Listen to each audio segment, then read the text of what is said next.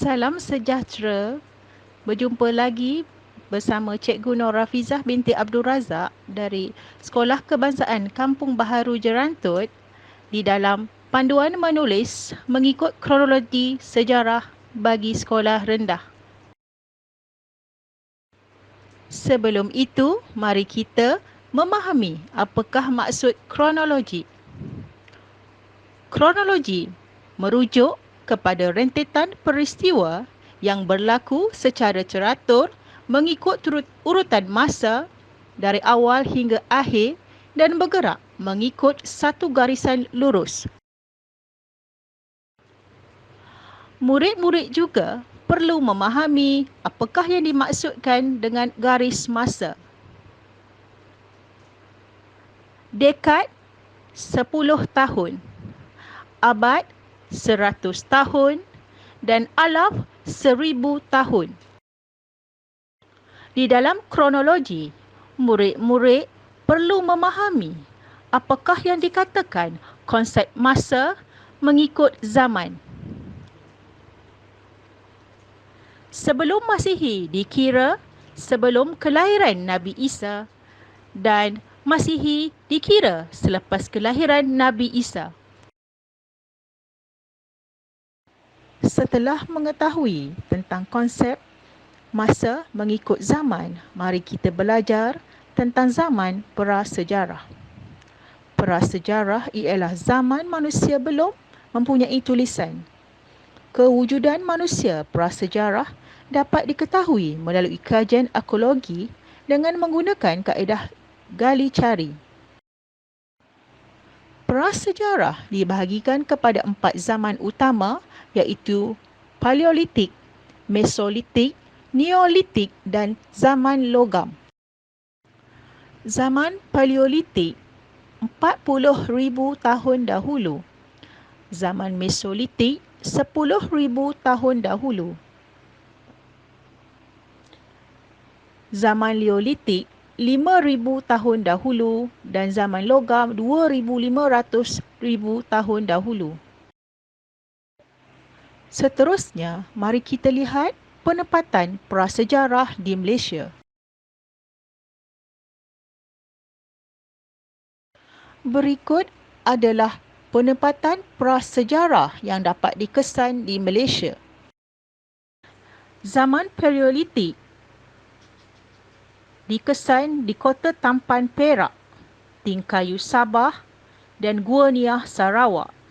Zaman Mesolitik dikesan di Jenderam Hilir Selangor, Gua Mandai Sabah dan Gua Kepah Seberang Perai. Zaman Neolitik dikesan di Bukit Tengkorak Sabah, Gua Cha Kelantan, Gua Badak Perak. Dan zaman logam dikesan di Sungai Tembeling Pahang, Lembah Bernang Selangor dan Gua Harimau Perak. Di zaman Paleolitik, manusia di zaman ini berusaha menyesuaikan kehidupan mereka dengan alam sekeliling. Ini kerana alam sekeliling merupakan sumber utama kelangsungan hidup mereka. Manusia di zaman Paleolitik tinggal di dalam gua dan sekitar gua yang berhampiran. Mereka hidup berpindah randah, memburu binatang dan mengumpulkan hasil hutan. Mereka sudah tahu menggunakan api untuk memanaskan badan dan melindungi diri daripada binatang buas. Mereka juga sudah tahu mengemumikan mayat. Manakala di zaman Mesolitik, manusia di zaman ini tinggal di dalam kelompok di gua dan sekitarnya. Mereka mula tinggal di tepi sungai untuk mencari hasil hutan dan sungai. Mereka juga sudah pandai membuat senjata untuk memburu. Senjata yang digunakan untuk memburu lebih halus berbanding dengan zaman Paleolitik. Mereka juga sudah pandai mengebumikan mayat. Mayat tersebut akan dibengkokkan semasa dikebumikan. Zaman Neolitik. Pada masa ini, manusia di zaman ini masih tinggal di dalam gua. Cara kehidupan mereka masih berburu dan mencari hasil hutan dan sungai. Mereka telah pandai menggunakan api untuk memasak. Mereka juga telah mempunyai ketua dan ada pembahagian kerja. Manusia di zaman Neolitik yang tinggal di Gua telah pandai membuat tembikar tanah semasa mengkebumikan mayat. Mereka telah menjalankan perdagangan sistem barter atau sistem tukar barang. Zaman prasejarah yang terakhir ialah zaman logam. Manusia di zaman ini masih tinggal di gua dan di kawasan lapang. Rumah yang mereka bina lebih baik berbanding zaman Neolitik. Mereka masih menggunakan sistem barter. Manusia zaman logam juga telah pandai menjinakkan binatang. Pada zaman ini, mayat dikebumikan menggunakan kubur batu kepingan. Di dalam sejarah tahun 4, mari kita belajar kronologi pengembaraan Parameswara dan permukaan Melaka. Kronologi pengembaraan Parameswara bermula dengan sebagai seorang raja kerajaan Melayu dari Palembang. Setelah gagal menyekat kerajaannya daripada Majapahit, beliau bergerak ke Temasek bersama pengikut. Beliau menyerang Temangi, pemimpin Temasek, dan berjaya membunuh Temangi menyebabkan kemarahan kerajaan Siam kerana Temasek adalah kerajaan naungan Siam. Parameswara berundur ke Muar. Beliau mendapati Muar tidak sesuai untuk dijadikan kerajaan. Beliau meneruskan perjalanan ke utara. Tiba di Sungai Bertam, Parameswara mendapati ia sesuai dijadikan negeri yang dinamakan Melaka.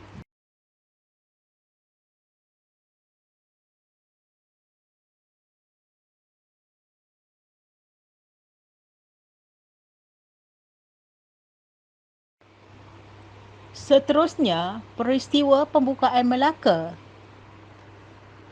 bermula dengan kronologi Parameswara tiba di Sungai Bertam dan berhenti berehat dan bersandar di sebatang pokok yang rendang.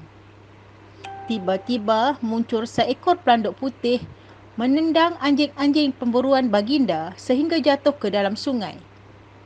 Baginda terpegun dengan kejadian tersebut dan percaya tempat tersebut amat bertuah. Baginda bersetuju untuk mendirikan kerajaan di tempat tersebut kerana percaya ia bumi bertuah. Baginda menamakan tempat tersebut Melaka sempena mengambil nama pokok Melaka sebagai tempat baginda bersandar dan berehat itu.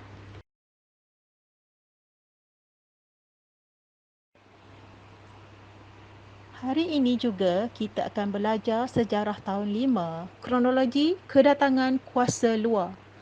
Kedudukan negara kita yang strategik telah menarik kuasa-kuasa luar untuk menjajah dan campur tangan. Selain itu, negara kita mempunyai hasil bumi yang amat bernilai. Kuasa luar yang menjajah dan campur tangan di negara kita ialah Siam, Portugis, Belanda, British dan Jepun. Kuasa luar ini telah mengambil kesempatan menggunakan hasil bumi negara kita untuk kepentingan mereka.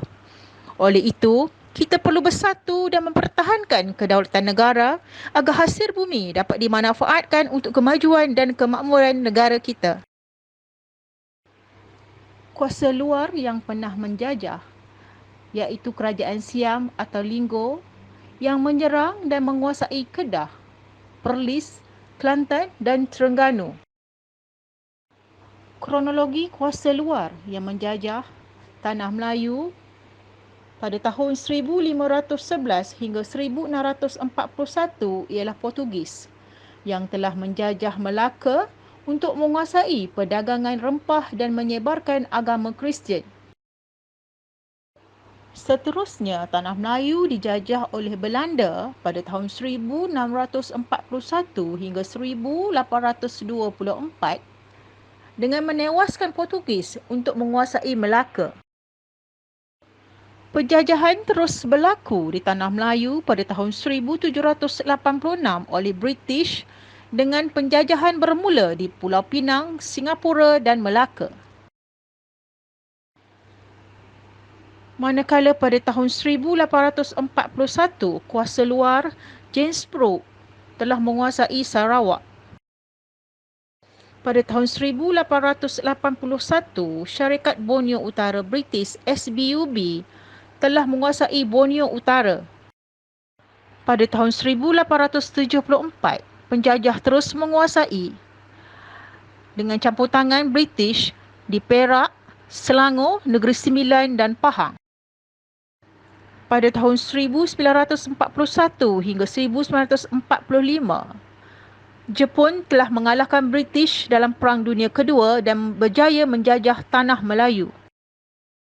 Namun pada tahun 1946 hingga 1957 dan 1963, British berjaya menguasai kembali dan mentadbir tanah Melayu sehingga merdeka, Sarawak dan Borneo Utara sehingga 1963. Dalam mata pelajaran sejarah tahun 5, murid-murid perlu memahami kronologi penentangan penjajahan oleh tokoh-tokoh terbilang. Murid-murid perlu memahami dan mengetahui siapakah tokoh tersebut, sebab penentangan berlaku dan tahun penentangan dan kesan penentangan tersebut. Tokoh penentang pertama, Dol Said. Sebab penentangan berlaku, beliau mempertahankan Nanning, menentang undang-undang British dan cukai. Tahun penentangan berlaku pada tahun 1831, beliau berjaya mengalahkan British. Manakala tahun 1832, British menawan pusat pentadbiran Nanning. Kesan penentangan tersebut, Dol Said ditewaskan dan tinggal di dalam buangan di Melaka. Tokoh penentang kedua, Rentak. Sebab penentangan berlaku, beliau menentang James Brooke yang memusnahkan pendapatan orang Iban pada masa itu. Tahun penentangan berlaku, 1853, beliau menyerang kubu James Brooke di Naga Sakrang. Kesan penentangan itu, pertempuran sengit berlaku di Bukit Sadok antara Rentak dan Brooke. Rentak berundur ke Sungai Entabai dan menghilangkan diri. Tokoh penentang ketiga, Sharif Masaha.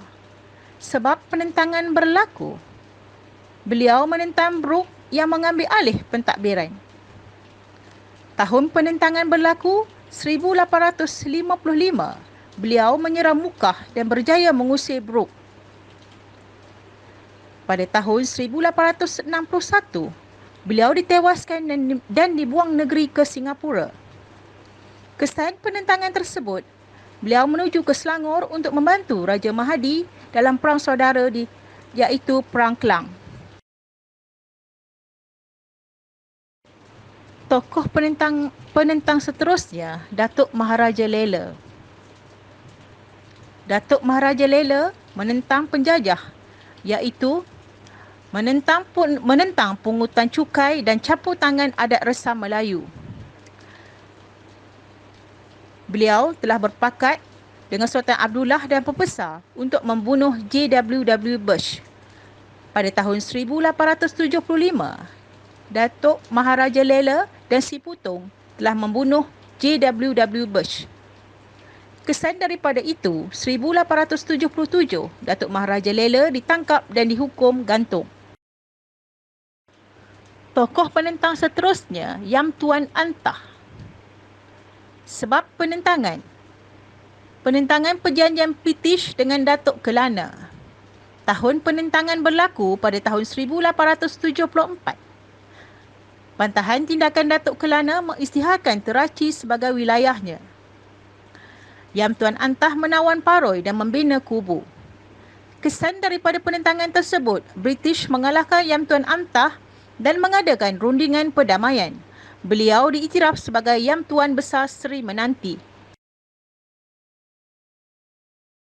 Salah seorang tokoh pejuang penentang yang terkenal, Datuk Bahaman. Sebab penentangan berlaku, kehilangan hak mengutik cukai dan lucutkan gelaran pembesar. Tahun penentangan berlaku pada tahun 1891, menyerang Balai Polis Lubuk Turua dengan bantuan Tok Gajah dan anaknya Mak Kilau. Manakala pada tahun 1894, beliau menawan Kuala Tembeling dan Jeram Ampai tapi berjaya ditawan semula. Kesan penentangan tersebut, Datuk Bahaman berundur ke Kelantan dan berlindung di Chiang Mai, Thailand. Seterusnya, Tok Janggut. Tok Janggut melakukan penentangan kepada penjajah kerana membantah sistem percukaian dan peraturan-peraturan tanah-tanah baharu. Pada tahun 1915, beliau merancarkan serangan ke atas Pasir Putih. British menyerang Tok Janggut yang berkubu di Kampung Saring. Kesan penentangan tersebut, Tok Janggut terkorban dalam pertempuran itu. Tokoh penentang seterusnya, Mat Salleh. Beliau telah menentang Syarikat Borneo Utara British SBUB kerana kehilangan kawasan pengaruh dan peraturan cukai. Tahun penentangan berlaku pada tahun 1897. Beliau mendirikan kubu di Ranau dan menyerang Pulau Gaya dan Ambon. Kesan penentangan tersebut, Mat Salleh ditewaskan di Tambunan dan dipercayai terkorban. Tokoh penentang seterusnya, Antanom. Sebab penentangan berlaku menentang Syarikat Borneo Utara British SBUB kerana kehilangan kuasa dan pengaruh. Juga menjadikan orang Murut sebagai buruh paksa. Tahun penentangan berlaku pada tahun 1915.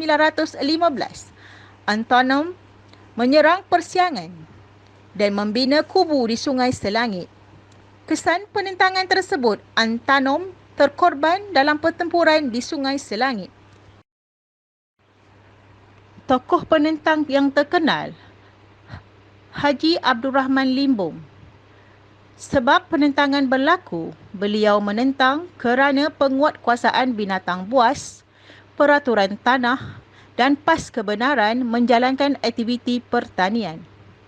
Tahun penentangan berlaku pada tahun 1922 apabila beliau bertindak sebagai peguam menuntut keadilan. Kesan penentangan tersebut, pihak British melancarkan serangan dan menangkap Haji Abdul Rahman Limbong. Beliau dijatuhi hukuman dan dibuang negeri ke Mekah. Tokoh penentang seterusnya, Raja Mahadi. Beliau menentang campur tangan British dalam pentadbiran Kelang dan perusahaan biji timah. Raja Mahadi tidak berpuas hati pelantikan Tengku Kudin sebagai Yang Tuan Selangor. Pada tahun 1867, perang saudara meletus antara Raja Mahadi dan Tengku Kudin. Kesan penentangan tersebut, Raja Mahadi dikalahkan dan meninggal dunia di Johor.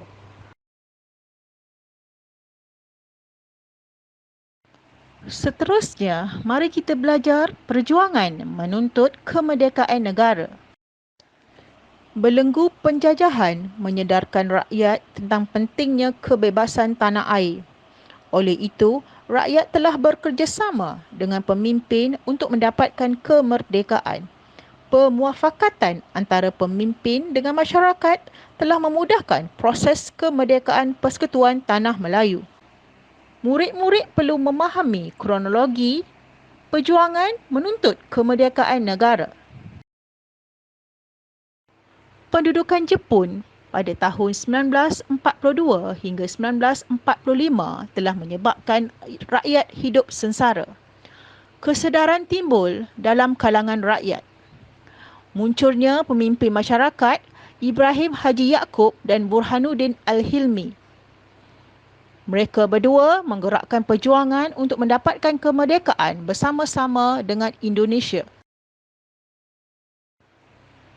Pada tahun 1946 hingga 1948, Malayan Union cuba ditubuhkan. Rakyat membantah tindakan British untuk memperkenalkan Malayan Union. Datuk Onn Jaafar telah memimpin bantahan terhadap pelaksanaan Malayan Union. Malayan Union telah ditarik balik dan digantikan dengan Persekutuan Tanah Melayu pada tahun 1948. Pada tahun 1948, negara telah menerima ancaman dari komunis.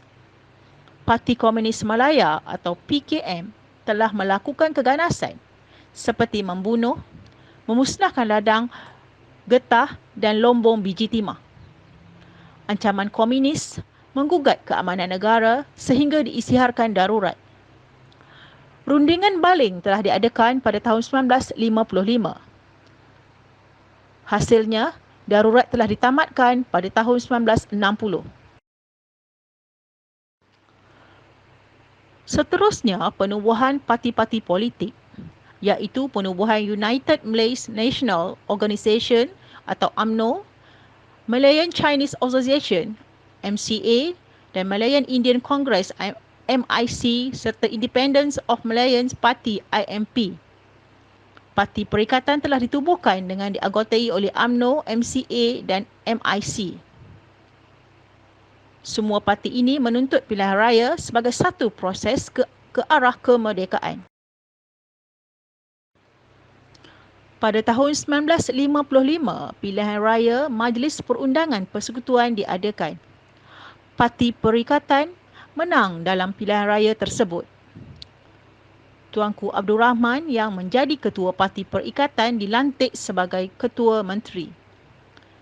Parti Perikatan yang dipimpin oleh Tuanku Abdul Rahman telah berunding dengan British untuk mendapatkan kemerdekaan. Pada tahun 1956, rundingan London telah diadakan.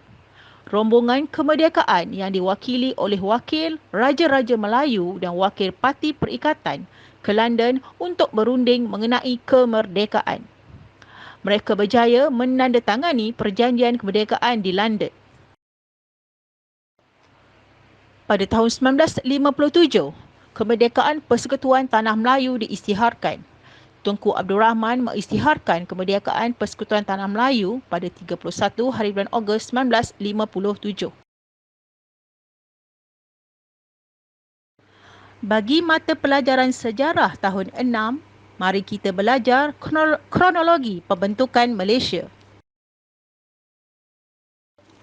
Kronologi pembentukan Malaysia bermula pada Mei 1961 apabila Tunku Abdul Rahman Putera Al-Haj telah menyatakan gagasan pembentukan Malaysia. Sejak itu, penyebaran idea pembentukan Malaysia bermula. Pada Julai 1961, Jawatankuasa Perundingan Perpaduan Malaysia ditubuhkan bagi memberi penerangan tentang pembentukan Malaysia. Jawatankuasa tersebut mencapai persetujuan menyokong pembentukan Malaysia. Pada Januari 1962, Kerajaan Persekutuan menubuhkan Suruhanjaya untuk melihat reaksi penduduk. Suruhanjaya tersebut dikenali sebagai Suruhanjaya Cobalt yang dianggotai oleh Lord Cobalt, Sir Anthony Abel, Sir David Watterson, Tan Sri Wong Pao Ni dan Tun Muhammad Ghazali bin Syafi'i.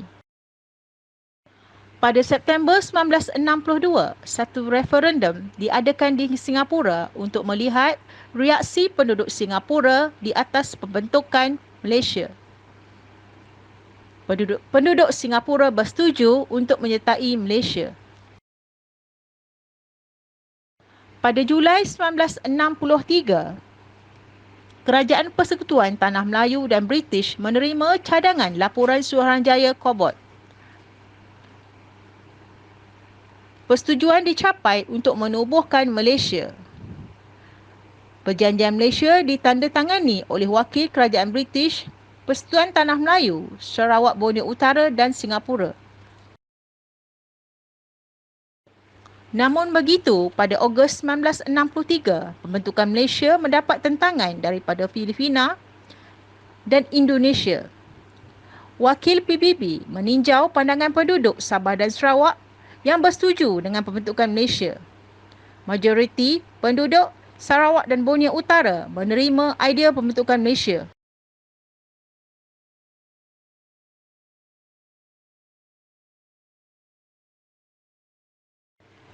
Akhirnya pada 16 hari bulan September 1963, Malaysia telah diisytiharkan dengan rasminya.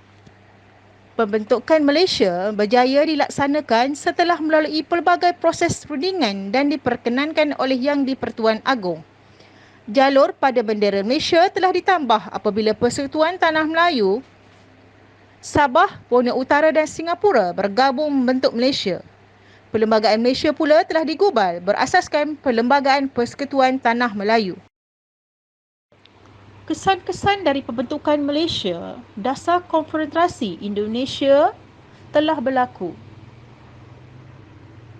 Pengiktirafan Filipina ke atas Sabah, tercetusnya rusahan kaum, penubuhan dasar-dasar pembangunan, Singapura keluar dari Persekutuan Malaysia dan penubuhan rukun negara.